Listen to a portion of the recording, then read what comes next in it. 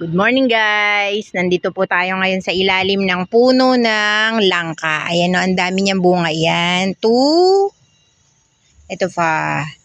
4. Ayun o, ang taas o.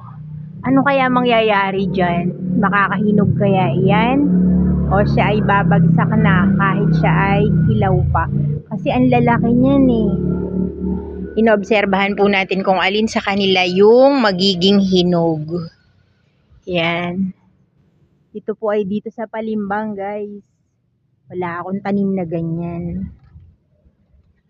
Ayun o, ang dami o, 4. Nakita nyo po yan, guys. Yan o.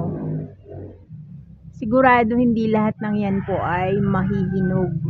Tsak na meron niyang mabubulok na lang.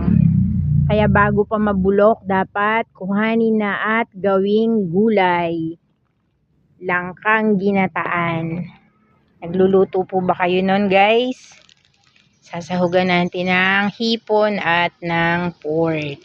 So, yan po ang ating puno ng langka na maraming bunga. Ayan, guys. So, nakakatuwang tingnan, di ba? Daiding dahon. Ito pa, oh. Ayan, nakita nyo po. Mataas na yan. Mahirap nang akyatin yan. Tsak na hindi naman mahihinog yan. Masisira lang yan. Kaya dapat gugulayin na po yan. Thank you for watching, guys.